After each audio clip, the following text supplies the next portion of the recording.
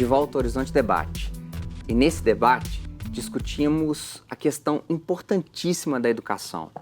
Professor Luciano, novas tecnologias, a meninada com smartphone na mão, tablet, internet, como fazer para poder assimilar a nova tecnologia nesse caminho de construção enquanto o barco está andando, nós estamos tirando a água que está entrando? Como fazer a introdução de novas tecnologias? Estamos prontos para isso?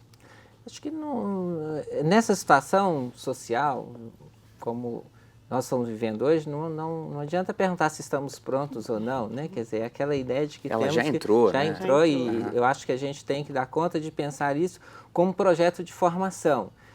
Isso passa pela incorporação das novas tecnologias, assim como nós fizemos com o rádio, fizemos com a televisão, com o computador, cinema e tudo. Eu acho que isso é fundamental. Agora, isso coloca novos desafios para a escola. E um dos desafios fundamentais é voltar à pergunta fundamental: o que é o papel fundamental específico da escola, né? Se a escola não conseguir formar nesses alunos, nesses meninos e meninas que estão entrando obrigatoriamente na escola a partir do ano que vem, aos 4 anos, condições para que eles tenham um mínimo de discernimento sobre como utilizar esse material, como que nós podemos mobilizar esse material para produzir conhecimento que seja útil para a nossa vida, útil não no sentido utilitarista, mas para que a gente possa ter esse conhecimento como algo participando da nossa formação, da nossa sensibilidade, fazendo algo que você iniciou o programa falando da alegria, né? Da alegria do conhecer, né? Da alegria de tomar contato com o mundo, com o outro. Se a gente não conseguir fazer isso, as tecnologias virão como mais uma forma de submetimento do humano, seja dos alunos, seja dos professores. A gente não pode considerar que ter mais informação, mais tecnologia, mais inovação, por exemplo, seja necessariamente melhor do que era antes. Se nós temos que ter essa capacidade de filtrar isso e temos que transmitir isso para as novas gerações, no caso da escola, para os alunos. Professor Dorinha, a senhora acha que há excesso demais, de discussão demais, e que no fundo quando o professor coloca lá um videoclipe para os meninos, para exemplificar esse tanto de videoaula que tem sobre física, falta mais praticidade? Olha, vamos colocar ali sem a necessidade de tanto debate portentoso sobre isso, falta simplificar um pouco o processo.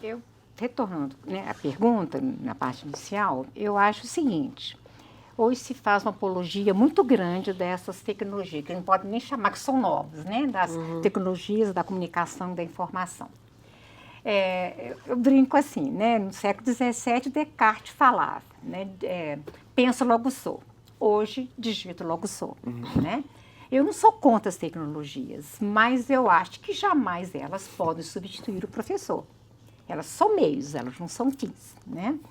Então, eu acho que a gente tem você vê muitas pessoas fazerem, né, uma propaganda, uma apologia muito grande a elas e destituindo o professor do seu papel, né? Eu acho que o professor ele tem que saber usar, tem que saber trabalhar.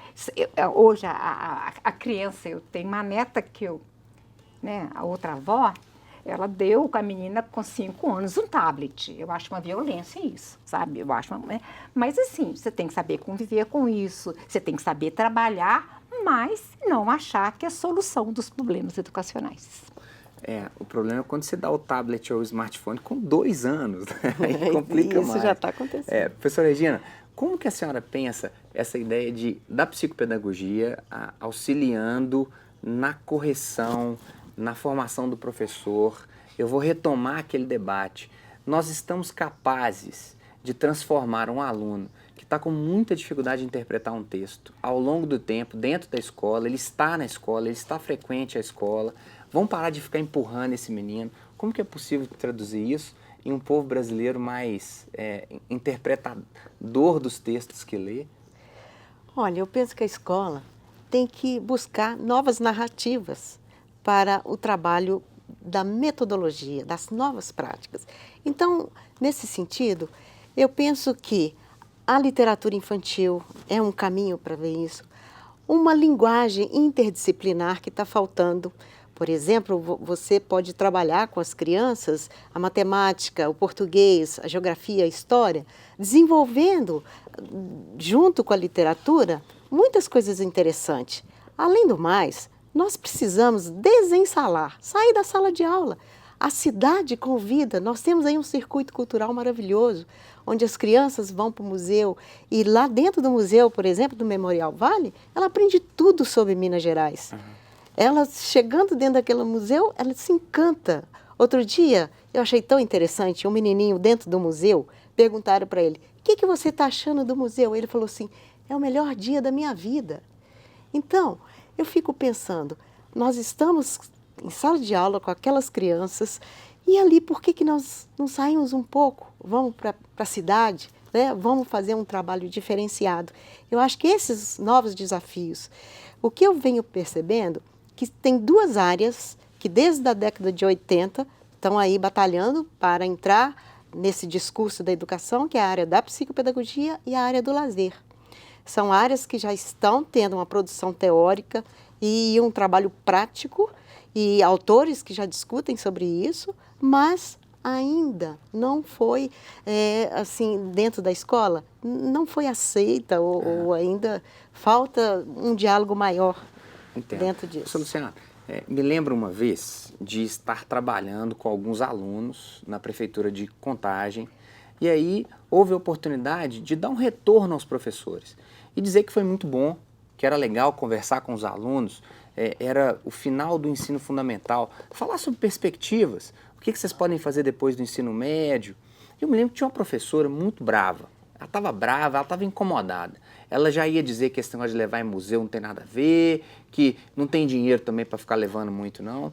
E eu fui perguntar o que a professora lecionava. E ela dizia que dava aula de religião.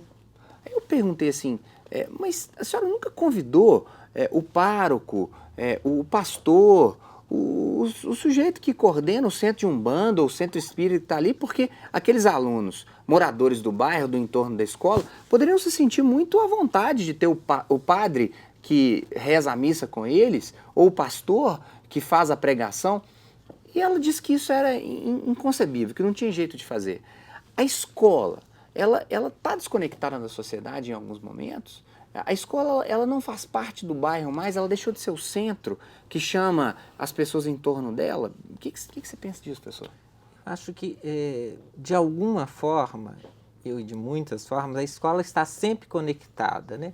A gente deixa de pensar a questão da violência ou desse tipo de relação. Quer dizer, a pergunta é como que a escola está relacionada com a sociedade à medida que ela vira as costas para certas manifestações culturais. Está falando assim, você pensa a escola brasileira, que é uma escola, pensar ao longo do tempo, a escola oficial, que não deveria ter religião, etc., mas a gente sabe que, de um modo geral, a religião católica, quando máximo cristã, e que ela vira as costas para outras manifestações. Isso é uma forma de conexão.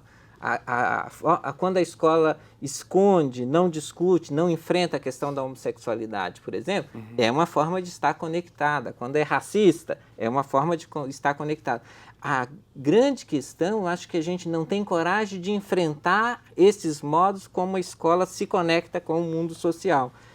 A gente aposta muito que a escola vai fazer essa conexão, sempre, digamos assim, desse aspecto positivo, mas muitas vezes ela faz pela forma negativa. Luciano, nós nos acomodamos, de alguma forma, com o status que aí se coloca. O pai se acomodou de não ir e de não ser bem recebido, o pároco se acomodou de não ir e de não ser bem recebido, e a criança que está saindo dessa escola não está respondendo os nossos problemas. Eu acho que tem uma dimensão da nossa cultura política que se objetiva nesse tipo. Nós podemos dizer, as classes médias brasileiras se acomodaram saindo da escola pública.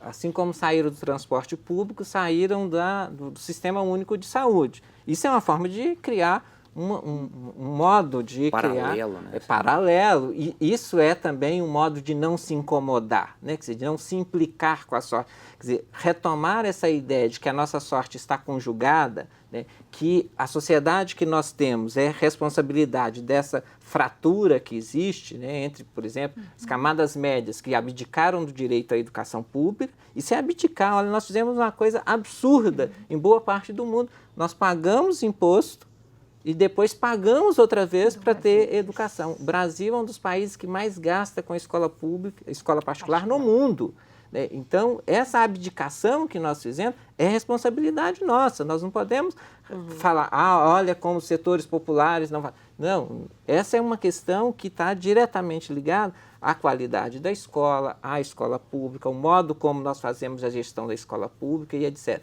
Então, o fato de nós apartarmos os nossos filhos dos filhos dos outros, né, isso é uma responsabilidade nossa. Né? Os nossos filhos se reúnem e muitas vezes se encontram com os filhos dos outros onde? Na situação de filhos de empregado doméstico, etc. Isso é algo fundamental para a gente pensar na nossa cultura política. Isso é nossa responsabilidade. Por isso que, muitas vezes, falar que o Estado é responsável é muito fácil, né? Porque é parecendo que o Estado não defende interesses de ninguém. O Estado, sim, historicamente no Brasil, foi um Estado apropriado por certos setores. E entre esses setores, as classes médias não podem reclamar, historicamente, da forma como o Estado criou uma série de serviços muito mais próximos das classes médias do que das camadas populares. Professor Luciano, professora Dorinha, professora Regina, aqui no Horizonte Debate, às vezes muita gente coloca questões em que o certo e o errado, o preto e o branco, oposições acontecem. Se o que é correto ou não, vender ou não bebida alcoólica nos estádios, falar da lei seca.